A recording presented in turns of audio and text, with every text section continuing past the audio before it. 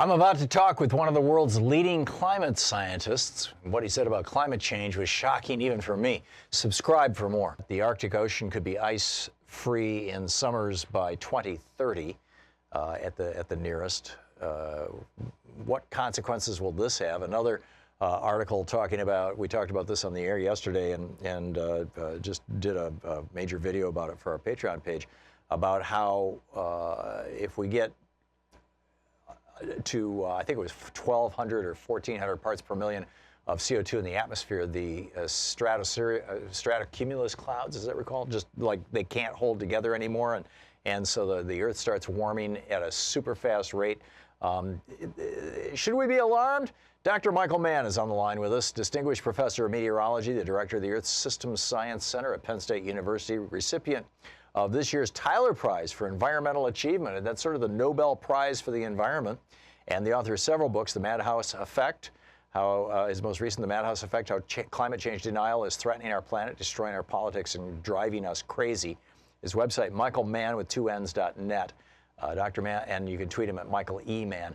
Dr. Mann, welcome back to the program. Thanks, Tom. Always good to be with you.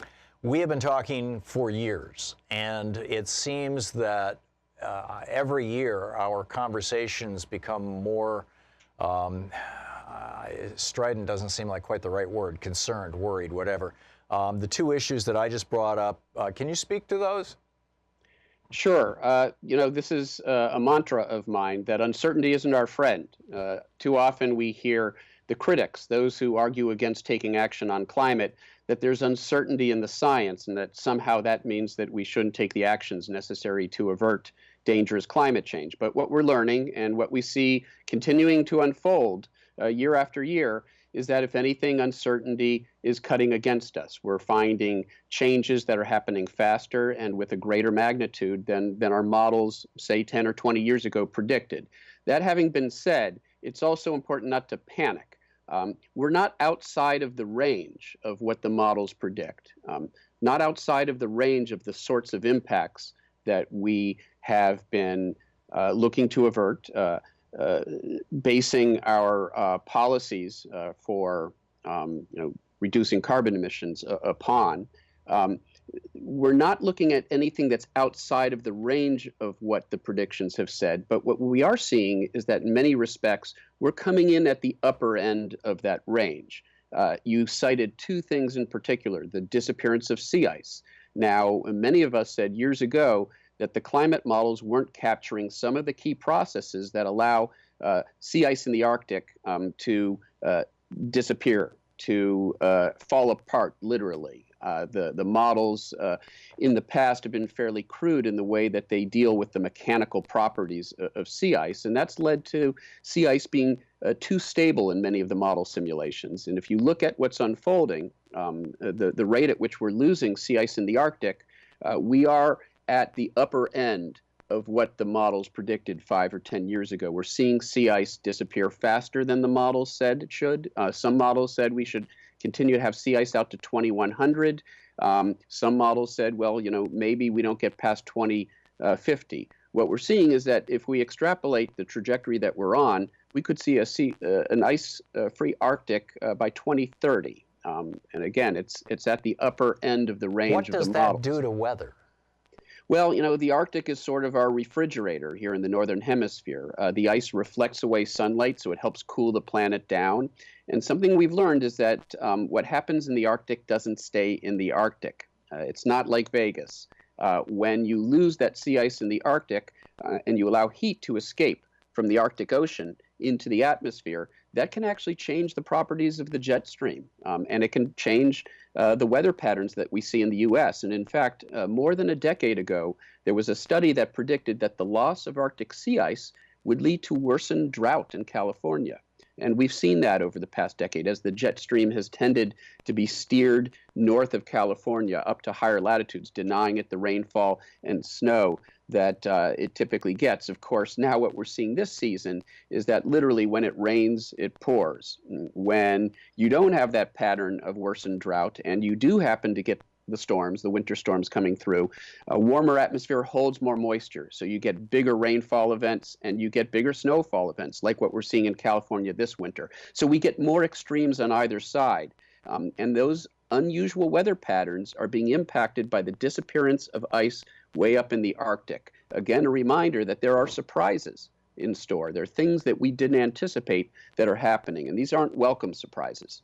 Yeah, and what about this loss of, would that be considered albedo effect, the reflectivity of the clouds, if we reach a point where the clouds themselves start falling apart and more of the sun's heat, the sun's light is able to hit the surface of the Earth and warm the planet? Yeah, that's exactly right, Tom. There is an interesting commonality between these two studies that you cited in that the disappearance of sea ice in the Arctic allows the Arctic Ocean to absorb more incoming sunlight, and so the Earth warms even faster. We call it a positive feedback, but it's not a good thing. It's a bad thing. It's a vicious cycle. The same thing can potentially happen with clouds like these stratocumulus clouds. These are low cloud decks that the main effect is to reflect sunlight back to space, just like the ice does. And so the more of these clouds you have, the more of that incoming heating of the sun, heating by the sun, that the ice can reflect or the clouds can reflect back out to space. And that is a cooling factor that offsets some of the warming from increasing greenhouse gas concentrations. What this one study, and it's important to state some caveats up front, this is just one study using one model. This has not been reaffirmed, validated by other research groups using different modeling approaches. And moreover, they've really looked at a process that is mainly relevant to the tropics, and they've extrapolated that globally, but the global extrapolation may not be appropriate. So some of the conclusions, or at least some of the headlines that resulted from that study, may have overstated the impact that this is likely to have.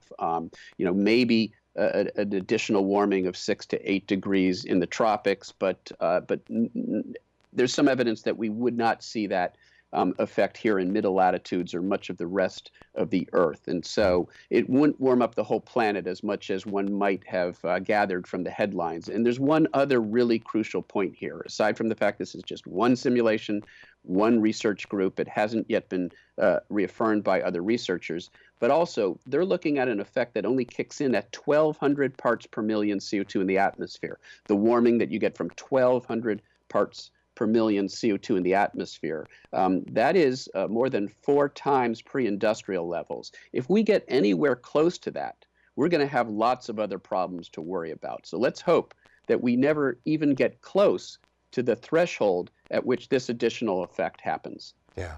Apropos of that, am I remembering correctly that after 9/11, when there were 3 or 4 or maybe more days where there was very, very little jet air traffic and thus a lot fewer of the very, very high, kind of cloud stripes that are caused by the water vapor coming out of the jet engines turning to ice crystals, that actually altered the temperature of the planet slightly?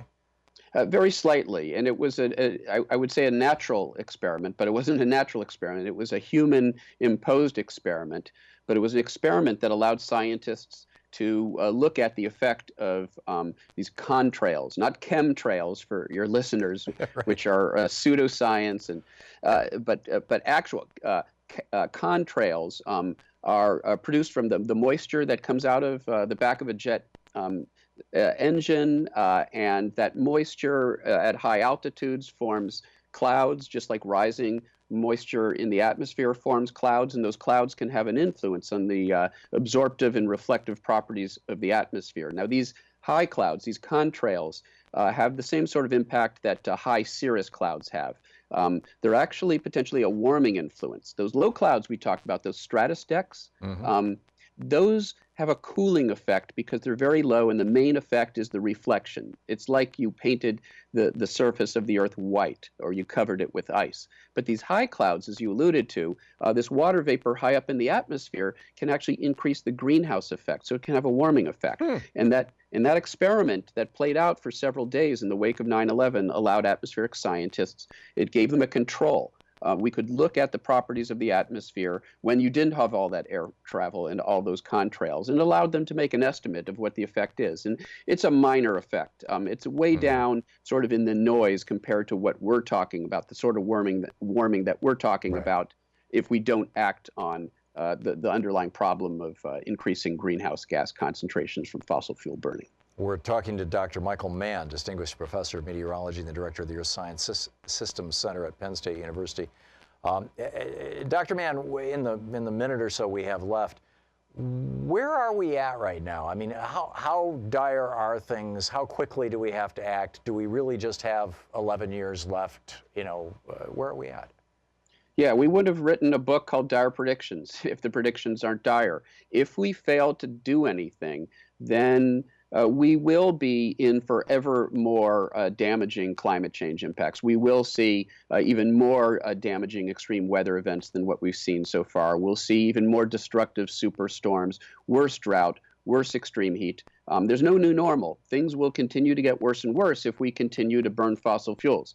The good news is there is still time to limit our carbon emissions so that we don't cross some of these truly dangerous thresholds like 2 degree Celsius warming of the planet, 3.5 degree Fahrenheit warming of the planet. To avoid warming the planet more than 2 degrees Celsius, we need to bring our carbon emissions down probably by about 5% a year for the next 10 to 12 years if we want to avoid 1.5 degrees Celsius warming. And we're very close to that already.